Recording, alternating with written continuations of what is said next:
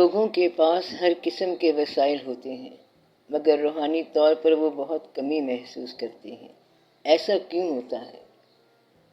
سوال دراصل یہ ہے کہ جب ہر چیز حاصل ہو جائے، ہر ارادہ پورا ہو جائے، ہر خواہش پوری ہو جائے اور دنیاوی کمی بھی نہ رہے، تو اس کے باوجود انسان کیوں ڈسٹربڈ ہے، پریشان ہے، یا یوں کہہ لو کہ اسپریچول وائلڈرنس کیوں ہے، روحانی طور پر خلا کیوں پیدا ہو جاتا ہے؟ آپ کے لیے مختصر جواب تو یہ ہے کہ ہر انسان ہر دوسرے انسان کے لیے ہمیشہ دعا کرے۔ ایک جیسے آنسو ہیں سب کی آنکھوں میں، ہر انسان کا ہر انسان سے رشتہ ہے۔ اللہ تعالیٰ نے انسان کو بڑا پابند کر رکھا ہے۔ پیدائش کا ایک مقررہ وقت ہے اور موت کا وقت بھی مقرر ہے۔ خوشی اسی انسان کا مقدر اور غم بھی اسی انسان کا مقدر ہے۔ انسان سمجھتا ہے کہ بڑا محفوظ بیٹھا ہوا ہے، صحت کے لحاظ سے، پیسے کے لحاظ سے، خواہش کے لحاظ سے، اور وہ تمام دنیا سے بالکل الگ تھلگ محفوظ ہے۔ اب اس آدمی کو تو محفوظ رہنا چاہیے، مگر خدا نخواستہ خبر آ جائے کہ اس کا کوئی اور دوست کسی اور جگہ ہمیشہ کے لیے غیر محفوظ ہو گیا ہے، انا للہ و انا الیہ راجعون ہو گیا ہے۔ اب غم جو ہے وہ اس کے دروازے توڑ کے آ گیا۔ وہ جو محفوظ انسان تھا اس کا دروازہ کس نے توڑ دیا؟ کسی اور غیر محفوظ دوست نے۔ اس طرح غم اس کے گھر آ گیا اور پریشانی آ گئی۔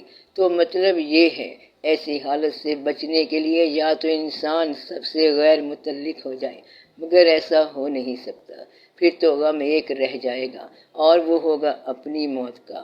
اصل میں اپنا غم جو ہے یہ اپنا غم نہیں ہوتا، بلکہ اپنا صدمہ جو ہے کسی اور کا حادثہ ہوتا ہے۔ تو اہم بات، امپورٹنٹ بات یہ ہے، لہٰذا اپنا تو حادثہ کوئی نہیں ہے، کیونکہ جب تک ہم ہیں موت نہیں آ سکتی، اور جب موت آ گئی ہم نہیں ہوں گے۔ پھر صدمہ کس بات کا؟ صدمہ تو اس بات کا ہوتا ہے کہ ہم رہ گئے اور وہ چلے گئے، تو جانے والا غم دے جاتا ہے اور جانے والے آپ کے علاوہ ہوتے ہیں۔ اس لیے انسان جو ہے کبھی محفوظ نہیں ہو سکتا، یہ پکی بات ہے۔ آپ محفوظ ہو سکتے ہیں، لیکن آپ کے دوست عزیز غیر محفوظ ہو جائیں گے، اور چلتے چلتے کہیں نہ کچھ حادثہ ہو جائے گا، اور جو آرام سے تھے غمگین ہو گئے، اداس ہو گئے۔ اگر آپ کی صحت قائم رہے تو یہ قائم رہنے کے باوجود غم آ گیا۔ ہر انسان چلتا چلتا جوان ہوتا گیا، مگر اس نے نوٹ نہیں کیا کہ ماں باپ بوڑھے ہو رہے ہیں، اور وہ اللہ سب کا مالک ہے۔ آخر ماں باپ کو رخصت ہونا پڑ گیا، اب وہ سایہ اس کے سر سے اٹھ گیا، ماں باپ کا صدمہ اس کو دیکھنا پڑ گیا، اور یوں اندر سے انسان کھوکھلا ہو گیا۔ تو یہ جو ہم کہتے ہیں کہ ہر شے محفوظ ہو گئی ہے، یہ ایسے نہیں ہے، بلکہ زندگی open to all hazards of life, آپ زندگی کے تمام خطرات کے روبرو آ گئے، اور خطرات کے روبرو آنا پھر ایک حادثہ ہے، ایک الگ حادثہ ہے۔ کہتے ہیں He who lives many lives dies many deaths، یعنی جو شخص بہت سی زندگیاں گزار رہا ہے وہ بہت سی اموات سے دوچار ہوگا۔ ایسا شخص کہتا ہے کہ صبح میں اور ہوں، شام کو میں اور ہوں، بلکہ میں قابل غور ہوں، اور پتہ نہیں میں کیا کچھ ہوں۔ وہ آدمی جتنی زندگیاں گزارے گا اتنی ہی اموات سے گزرے گا۔ تو ایک دن میں 10 زندگیاں گزارنے والا ایک دن میں 10 مرتبہ مرے گا۔ زندگی کو پھیلائیں گے تو غم بھی پھیلتا جائے گا۔ آپ زندگی کو جتنا حاصل کرتے جائیں گے اتنی ہی جواب دہی بڑھتی جائے گی۔ جواب دہی کا بڑھنا جو ہے یہ غم کا انتظار ہے، اور اس طرح آپ جواب دہ ہوتے جائیں گے، اور پھر کہیں نہ کچھ نقصان ہو جائے گا۔ انسان کے لیے ایک اور بھی بات ہے کہ انسان بنانے والے نے ایک بڑا پکا حکم دے دیا ہے کہ خبردار، نہیں آئے گا، نہیں ملے گا سکون قلب کو مگر میرے ذکر سے۔ اب جو تنہا رہنے والی بات تھی وہ تو اللہ تعالیٰ کے ہاں تھی کہ وہ تنہا، مخفی، گنجینہ، خزینہ اپنی ذات میں یکتا تھا۔ اب اس کے بعد پھر انسان آیا۔ انسان تنہا رہ نہیں سکتا اور یہ صدمات سے بچ نہیں سکتا، اور جب تک اللہ کو یاد نہ کرے گا اس کو چین نہیں آ سکے گا۔ تو دولت جو ہے یہ چین نہیں دیتی۔ دولت کا تماشا عجیب ہے، خرچ کرو تو اس کی افادیت ہے، اگر خرچ نہ کرو تو اس کی افادیت ختم ہو جاتی ہے، پھر دولت پڑی ہوتی ہے بینک میں، صرف نام تمہارا ہوتا ہے اور تو کوئی بات نہیں۔ تو جو چیز افادیت نہیں دے سکتی وہ پھر تمہارے کس کام کی؟ اس طرح وہ بھی پریشان ہو گیا اور تم بھی پریشان ہو گئے۔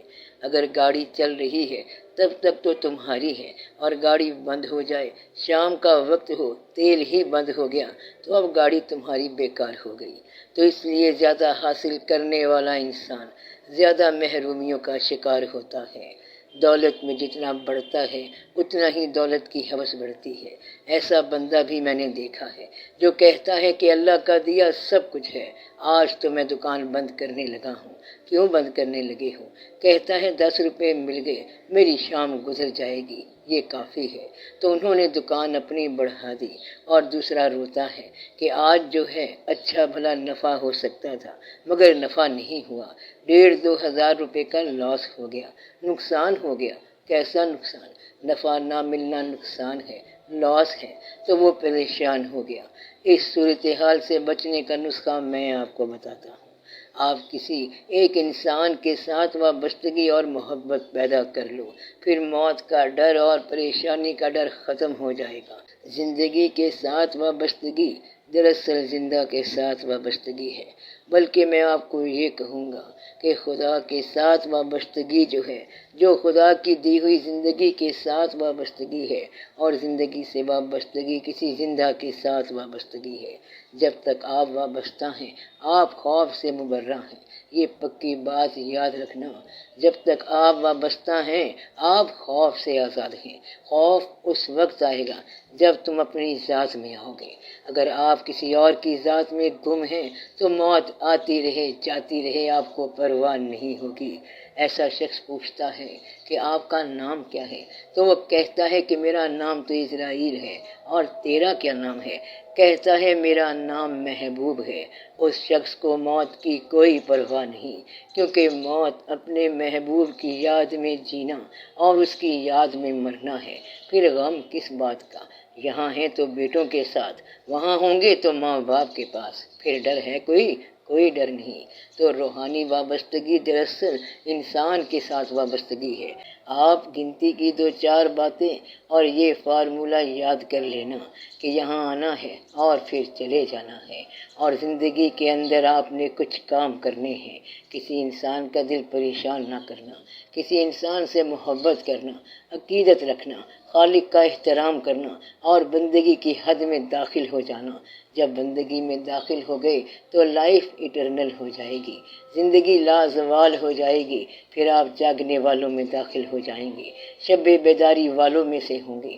ایٹرنل لائف پھر ایٹرنل ہو جائے گی۔ ایسی زندگی کو کوئی زوال نہیں ہوتا۔ موت ان لوگوں کو ڈرا نہیں سکتی جو لوگ آدھی رات کو جاگتے ہیں۔ موت کیا ہے؟ حق سے بندے کو ملانے کا سبب۔ موت سے ڈرتے نہیں جو جاگتے ہیں نیم شب۔ تو ایک بات تو آپ یہ کریں کہ پیسے کو افادیت میں لائیں، دوستوں کا احترام کریں۔ جب تک منظر دیکھ رہے ہیں اپنی آنکھوں کا شکر ادا کریں۔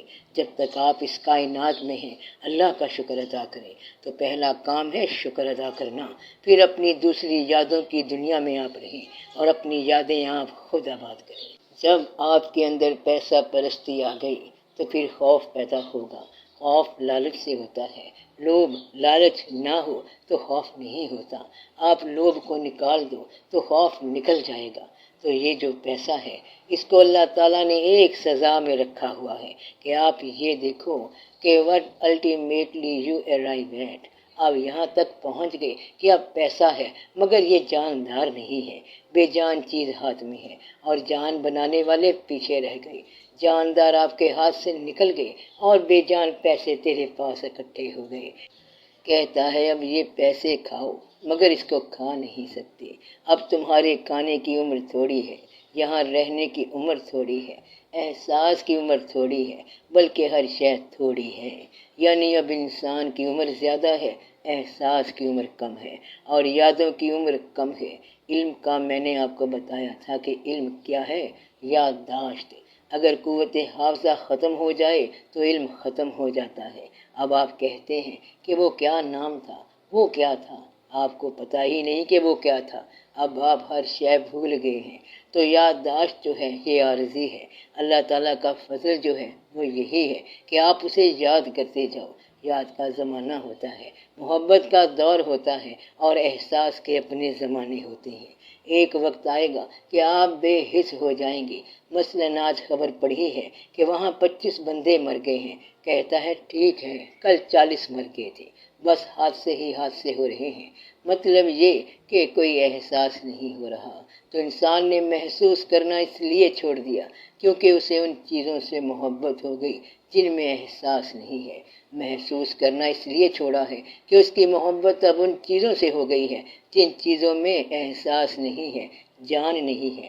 اس کا خلاصہ کیا ہے؟